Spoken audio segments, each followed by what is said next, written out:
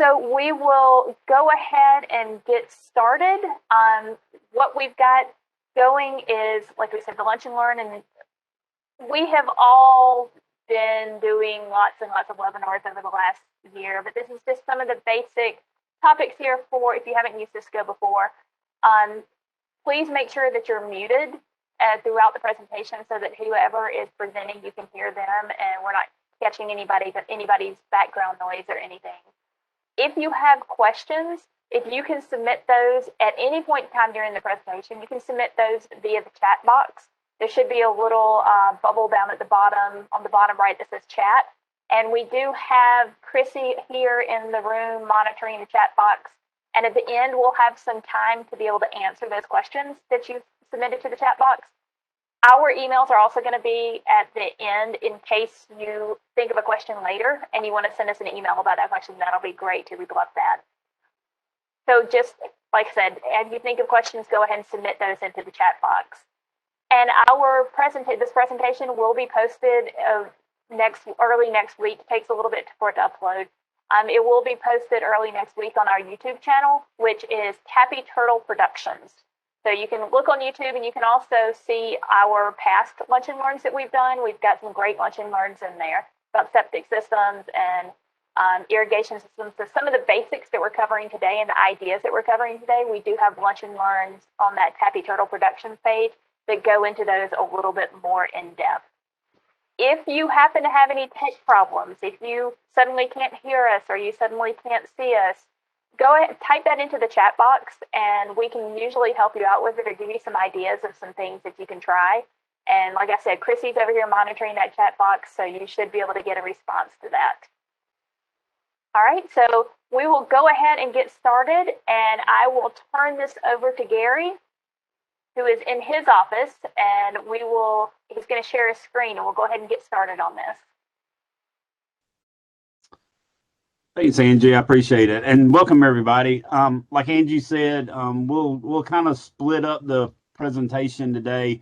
Myself will do some of it. Bailey Williams from, like Angie said, Douglas County DPH will do some of it, and then Angie will do some related specifically to Cobb County and some of the things you guys are doing there in Cobb County. And so, as it's raining today, I think it's a very good topic to start talking about water conservation. And a lot of folks think, hey, we don't need to think about water conservation when it's wet because it's plenty water and it's out there.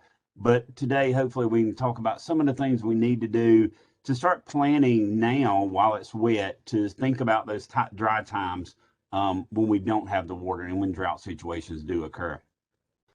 So water conservation, just a basic general definition that I like to use a lot of times, and I'll read this one. I won't read all the slides, but I will this one.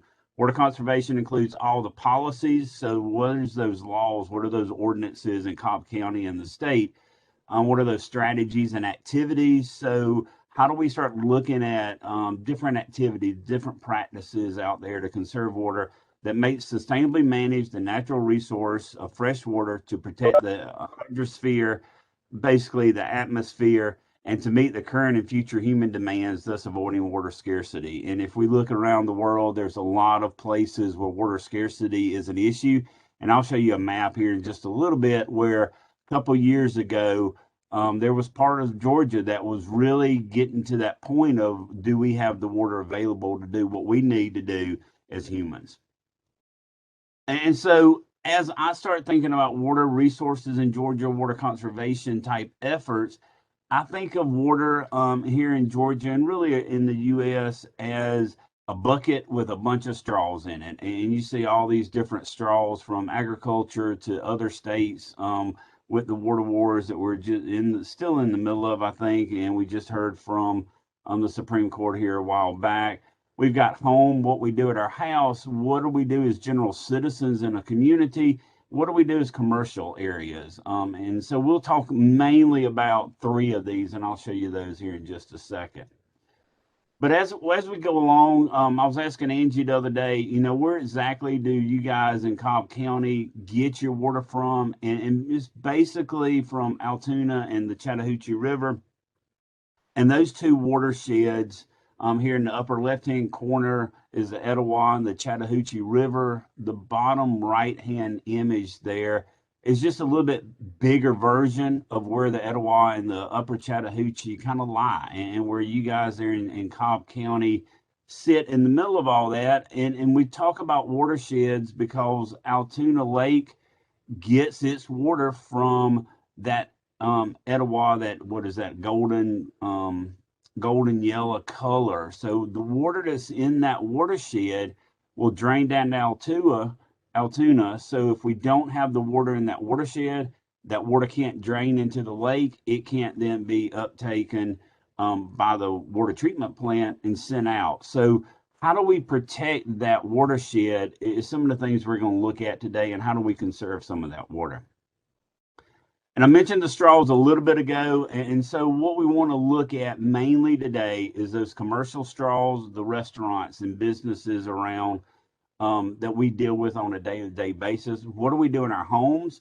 And then as citizens, how do we look at what the other entities are doing around our communities, and how as citizens of these communities can we help conserve some of this water, and what are some of those impacts of conserving water in our communities, in our homes, and in our commercial businesses. And so I mentioned a little bit ago drought from a few years ago. So you can see on this slide, November of 2016 is when we really had that bad drought come through Georgia. The darker the color, as you see, is really, really exceptional drought. Where Cobb County is right in the middle of all that, as well as the extreme drought. And when we started getting into these conditions, as you know, the lake levels go down, the river levels go down, and the water starts to get to a point where EPD, the state of Georgia, and even the counties start, I don't want to say rationing water, but start asking residents to cut back on their water use and conserve water and such as that. So when we get in those situations, it's hard to start thinking about how do we conserve water? How do we cut back? My grass is dying, or I need this for this outside use, or I need to do this, or I need to do that. But if you look at the picture on the right, that was just a picture of the drought, quote unquote, condition just a couple of days ago or a couple of weeks ago. And you see it's all white, which looks at and says we have plenty of rain. And as you're looking outside today, there's plenty of rain. There's been plenty of rain the past couple of weeks. So we really aren't wanting, if you want to call it that, for water right now. So how do we start thinking about that, and how do we start preparing for that picture on the left when we have drought, and how do we start doing that now? So to get started, just a couple of definitions of drought. A drought, and a lot of times we call these droughts or hydrologic droughts, is a prolonged period of abnormally low rainfall leading to a shortage of water. So that long couple weeks of rain or lack of rain that starts drying up our lakes and drying up our rivers and things as that. We can also have what we call flash droughts or agricultural droughts here in Georgia and really anywhere. And that's, as you see there, a short period of high heat and abnormally low rainfall leading to a shortage of water. So in South Georgia, where I work a good bit as well, with that sandy soil down there, we talk about if you don't get rain in 3 days, then you're starting to get into an agricultural drought. If you up here in North Georgia, if you go out and we don't get rain for about a week or so, you know the crust of the topsoil starts drying up and the plants start wilting a little bit. So that's this flash drought or agricultural drought. So when we start thinking about drought, those are the two definitions we typically would use. So then the big question is, when do we start preparing for that drought? You know, do we prepare for the drought, like I said on a couple of slides ago, when we're in slap dab in the middle of that drought? Or do we start preparing for that drought today when it's wet, when we got plenty of water in the reservoirs, when we got plenty of water in the ground, in the rivers? What are those things we can start doing today to start planning for when it gets wet again? And so we'll go through some of these. All three of us will explain different aspects of that as we go through these slides. And so I say, like I said a second ago, right now, when it's raining outside, when the puddles are full, when the streets have a little bit of stormwater moving down them, now is the time to start thinking about how do we use this water? How do we store this water? What are those things in our yard that we can do to capture that water and store it in the soil profile, in our ponds and our creeks and those type things, or looking at where that water flows. And so, as a geeky ag engineer, hydrologist, if you want to say that, I like to go out now and play in the rain and watch where the water flows, so that as when we start planting, we know where that water is moving, and how we can capture it and use it later on. And so, what us three want to do today is look at some of the ways we can conserve that water in our house, outside our house, so in our yards and communities, and then in the community itself. And so, as we go through, when we start thinking about ways to conserve water in our house, obviously turning the water off when we're not using it. So don't just, and you've heard this 100,000 times, don't just run the water to be running the water. I know around my house, um, my young ladies in my house, my daughters say, "Dad, we know." And so they hear that a lot. But just turn the water off when you're not using it. Run the dishwasher when it's full. Don't put one or two plates in it and run it. It doesn't use very much water, but it still uses water. So fill up the dishwasher and run it full. When we need to water plants in the house, if you've got a thermos of water that you didn't drink all of that water today, instead of pouring it down the drain, use it for your house plants. If you get a cup of water to drink while you're watching TV or working or whatever, and you don't use it all, use it for your plant. So use that unused water where you can around the house without flushing it down the drain.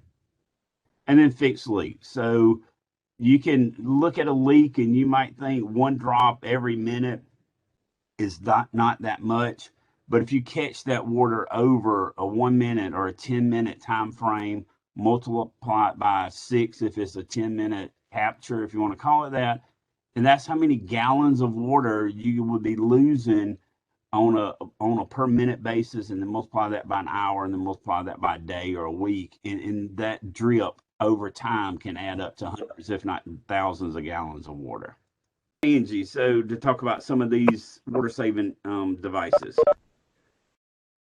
Yes. Hey, thanks, Gary. Yeah, those are some great water saving tips of practices that you can practice just inside your house that are easy ways to save water. Another great way to save water is through water efficiency. Now, focuses on the word efficiency, focuses on products that actually save less water. Now, the benefit of using those products and having those products in your home, any thought from you? When you flush a toilet, if you've got an old toilet in your house, when you flush that toilet, it can use sometimes 5 gallons of water per flush. Whereas toilets today, they use less than 1 gallon sometimes per flush. So just really simple things that you don't even have to think about, that are daily happenings in your house that will save water. And a great way to use those products is to look for WaterSense labeled products.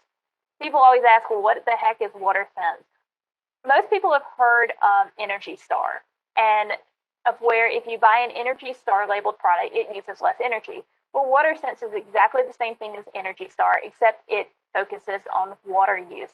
So that WaterSense is a federal EPA program that they regulate and mandate how much water certain fixtures, typically high flow fixtures and high use fixtures, can use. So like shower heads, toilets, urinals in buildings.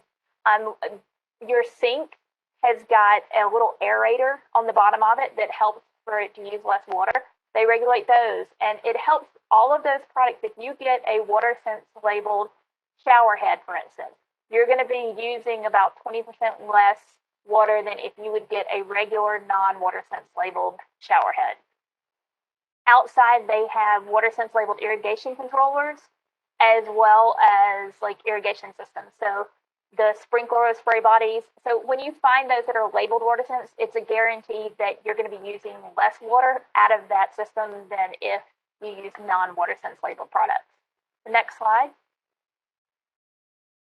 So within your home, these are just some ideas, some more ideas of ways that you can use it, and things like banking at the sink, in your toilets, having those water scents labeled products, as well as go low and slow the flow. So you use a low flow shower head, you're going to use a lot less water. That's our main indoor water use, is through the shower. So if you have a low flow shower head, that teenager that you've got in the house that tends to take that longer shower, that you're harassing constantly to take a shorter shower, if you've got that low flow shower head in that shower, it gives you the assurance at least that they will be using less water in that long shower that they tend to take. And some of these other ideas in here, catch a running toilet, that's fixing those leaks in that toilet, which is our number one cause of a place that we will find leaks in our house, is probably in that toilet, of having a running toilet. So those are just some additional ideas of ways that you can save water. Definitely. So, and I will turn it back over to Gary to talk a little bit about how you can save some of that water outside of our home. Thanks, Christy. And sorry, Angie. So outside the home, like Angie said, we can start looking at irrigation. So obviously today with it raining, we don't need additional irrigation. So setting your timers to have the rainfall shutoff valve on it or sensor on it. So when it's raining, you can cut that water irrigation system off for a couple of days. So that's one way to save water outside. Another way is to do an irrigation audit. I know Angie mentioned other lunch and learn activities, and I think one of them in the past, or one coming up probably in the spring of next year, is irrigation audit. So just doing a basic irrigation audit of your yard. Angie and them can give you some information on how to do an irrigation audit. We can get some of that information as well from UGA Extension office there in Cobb County. But just making sure that you've got water spread evenly across the yard. So the upper left-hand corner or image there is throwing water from head to head. So you see all the concentric circles and how water from one head, the white dot, sprays water to the next head. The bottom right-hand picture there is just a different view of it, but the sprinkler head should be throwing water from one head to the next one. And what that does is give you even distribution. If you only threw water halfway to each sprinkler, you typically would have a dead spot in the yard, and you would actually waste more water in that aspect because you were trying to get water to those dead spots, and we actually waste water in the process. So an irrigation audit is a good way to conserve water. Another way is looking at your irrigation distribution. So if you've got an irrigation system and it's spraying water on the concrete, as you see there, to the best of my knowledge, concrete doesn't need any water to grow. And so if we're putting water out on the concrete or on the asphalt, that's just water that's going to evaporate, and we're losing that water. Or if you have plants under that irrigation system that don't need a lot of water, then putting a lot of water on those plants is actually wasting water or not conserving water as well. Another way is using plants in what they call a xeriscape situation, where you put the plants, group them by water needs, and then you only irrigate based on that need. So this is another good way to conserve water in the landscape. And right now with it wet, starting to put those plants in place and figuring out the area and such as that would need the water, and other areas where we have drought, quote unquote, drought tolerant plants that don't need very much water, and kind of grouping those together. So that's called xeriscaping. Another thing we can look at is irrigation, things that need the water. Again, I mentioned a little bit ago, concrete and asphalt don't need water to grow. So in this case, maybe changing up the irrigation system and putting in different irrigation heads, so that the water doesn't throw onto the asphalt or concrete, as you see there, and it gets onto the grass where we need that water. And so, Bailey, we'll turn it over to you to talk a little bit about infiltration. So it's important to know your soil infiltration rate so you're not overwatering your yard and making runoff happen. And so the duration of each irrigation cycle should not exceed the soil's rate of water infiltration. And I'll go into that in the next slide. So some factors to consider are what your soil texture, your soil structure, the slope of your yard, how much organic content your soil has, and the compaction of the soil. And so what water perk infiltration rate is how quickly water moves through your soil. And so this chart where it says soil series and interpretive properties is a chart that we use in Cobb and Douglas Public Health when we receive a soil test from a soil classifier to look at the types of soils for the installation of a septic system. And so it gives us the soil series and the slope class. So the first one is a Cecil soil, and it's a 6 to 15% slope. It gives us the depth to the bedrock, which is greater than 72 inches, and the depth to the seasonal high water table, which is also greater than 72 inches. And then, so the perk is what we actually look at to size our septic systems. And so a 65 perk rate is how many minutes per inch it takes for water to flow through that soil. So the Cecil has a 65 perk rate, and then the depth of the estimated perk for that soil is 12 to 48 inches deep, and then it gives us a recommended installation depth for that septic system, which is at 24 to 36 inches for that Cecil soil.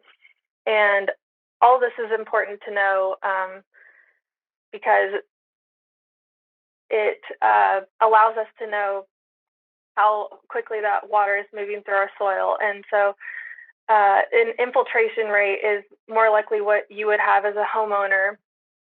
And so an irrigation system is measured in inches per hour. And so that silty loam soil, the water moves in it 1 inch per hour at a slope of 0 to 10%. And then slopes greater than 10%, it's 0.6 inches per hour. And so it's a little less, but still higher than a clay soil, which is more compacted than a silty loam soil. And so by knowing your soil type, you can avoid runoff and conserve your water by not overwatering your yard. And this is especially important for houses with septic systems because you don't want to inundate your septic system with water because that soil is already saturated with water. And by irrigating over a septic system, you're just going to cause it to fail that much sooner. And so next slide. And so also at Cobb and Douglas Public Health, we're part of the commercial or industry straw. And so these water or these spray nozzles, we give them out to older restaurants that don't have the latest water saving techniques or technology in their restaurants. And so this specific spray nozzle has a shutoff valve and it limits water coming out. And it operates at 1.2 gallons per minute. And so it just conserves water and reduces the overall water bill for these restaurants. So another great way to conserve water at your house and in your home is to have a rain barrel attached to your gutter system. So if you think about when it rains, like today, it's going to rain over your roof, and all of that water that comes off of your roof is going to go through your downspouts and just empty out somewhere. Usually sometimes you even get problems with erosion where the downspout is as it washes it away. So a great way to conserve that water that's just wasted water, and then you can use that water to water your plants, for instance. Great way to do that is to collect it in a rain barrel and save it for times when we are dry. One really good rainstorm can fill up a 35, 50 gallon rain barrel, and you've got that much water to use. If we have a drought, that it will be dry, you can use that water to water your flowers that you just planted, and suddenly you have one of those flash droughts. Sometimes it works great for those flash droughts that you're not wasting the money of planting the flowers because you have no water in them, and then they die. So it saves you some money as well. So here at Cobb County Water System, we do offer monthly make and take rain barrel workshops. These workshops are totally free to Cobb County residents. They're typically held once a month from April through October, and they're held at our water quality lab, which is kind of a little bit south of the Marietta Square. It's designed to be skill level of any level, from very basic. We do use power tools, but we take the class one step at a time all together, so that when you leave this class, you have made a rain barrel that you take home and are able to install, and you've got now 35 to 50 gallon rain barrel is usually what it is. You've got that much water whenever it rains to be able to collect and use for your system, for your plants. So you're not using the drinking water, and you're saving yourself water and money on that. The best way to figure out, we release these fill up really, really quickly. The best way to get registered for them is to sign up for our newsletter, which is called Water Matters. And you can see at the bottom of the slide, cobbstreams.org. And if you scroll down to the bottom, you'll see a register for newsletter button. That's usually the first place that the dates and times and the classes get announced. And then you can go in and register once they get announced. And we only release 3 months at a time. So we'll release quarterly. So we don't have the whole entire summer released at one time and everybody signs up for it and gets it full. So that's a great resource as well. Next slide. Another great free resource that we have here with Cobb County Water System is our indoor and outdoor water conservation kits, our water saving kits. And you can register for one of these kits at the website at the top of the slide, so cobbcounty.org/WE. And our indoor kit, you will receive a WaterSense labeled shower head. Remember we talked about that earlier, that it saves water even for the same amount of shower. It will save less water and use less water. Also have leak detector tablets. Those you can use in your toilet to check and see if your toilet has got one of those silent leaks, one of those sneaky leaks that you can't hear, but it's still running and leaking. Some plumber's tape that you can use with the shower head to make sure it's not leaking. Also a 5-minute shower timer. I like to tell the story that I have a 16-year-old son that took ridiculously long showers, and I stuck that in the shower and told him, hey, here's a 5-minute shower, see if you can beat it. And it worked. I was shocked. He now takes 5-minute showers.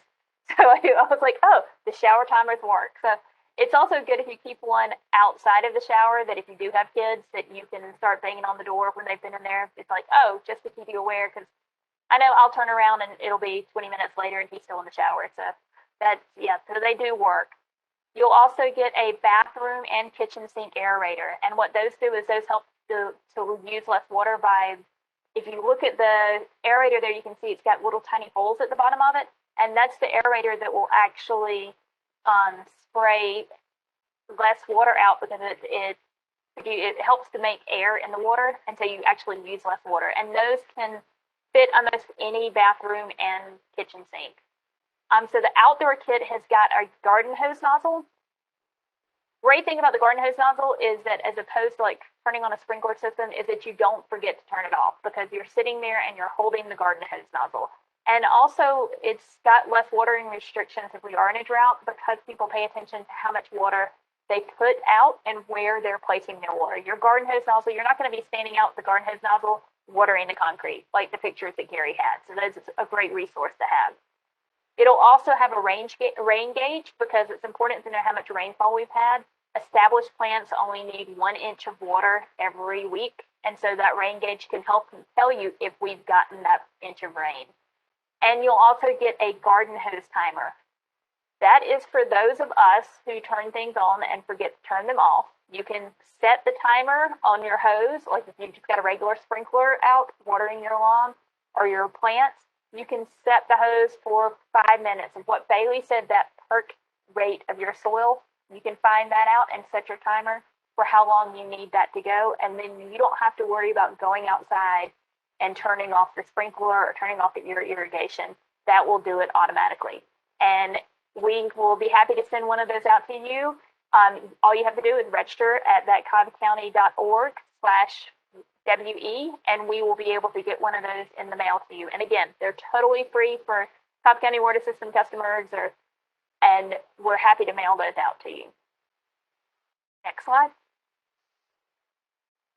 All right, so that covers kind of some of the basics of the things that you can do inside and outside of your house to help save the water now. And it's like Gary was saying, you just got to get into the habit of it. When we're in a drought, people they are gung ho and enthusiastic about it, but then over time you forget about it. Even things like turning that if we have watering restrictions of you can only water certain days and times because of a drought, you might forget to go out and turn that water system, that sprinkler system off, or you might be in the habit of leaving your sink running while you're brushing your teeth or while you're washing your hands, and you just forget when we're in the drought. So if you start these practices now and you get some of those toilets installed that are the low flow toilets and the shower heads installed now, you get in the habit of it, and you get in the habit of turning the water off when you're washing your hands or when you're brushing your teeth, or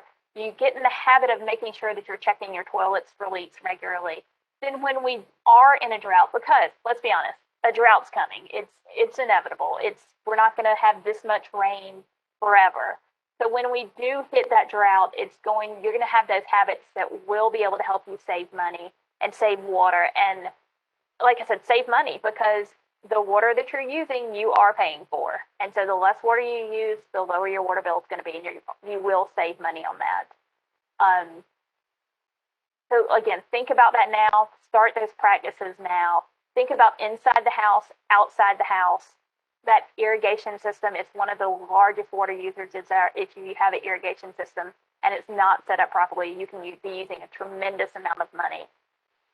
Look for those rain barrel workshops that we've got.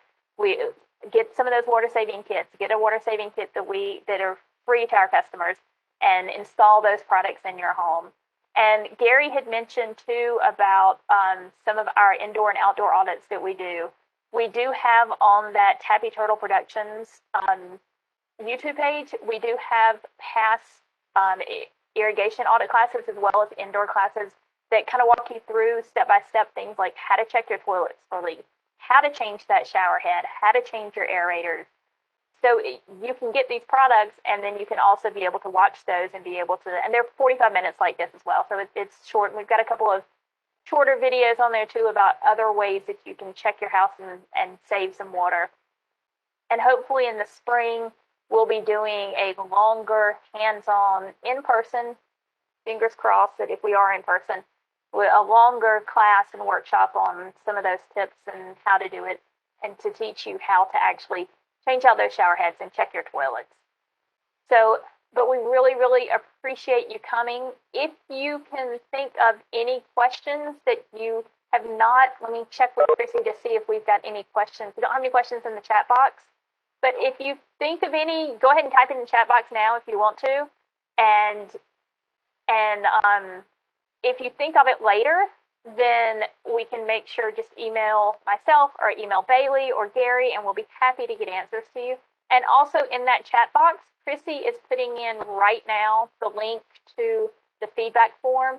If you could take a couple of minutes, it's not a very long form, but just take a couple of minutes and complete that form to give us some feedback on what you learned and how everybody did and how we did. We'd really appreciate that. So Gary or Bailey, I thank y'all all for coming, and I thank Gary and Bailey too for your help in this. So if you want to say anything else?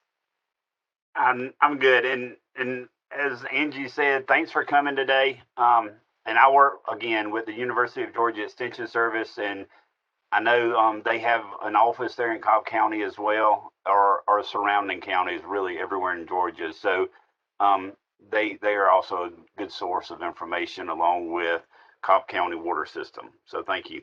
And thanks for inviting me, Miss Angie. Yeah, thanks for having us. And if you have any questions about septic systems, you can always contact me or anyone in the land use department at Cobb and Douglas Public Health. So thank you everybody for joining us and for being here. And we really, really appreciate you coming. And again, check out our YouTube channel for some of those other tips and the videos. And thank you so much. And check out our website for more information.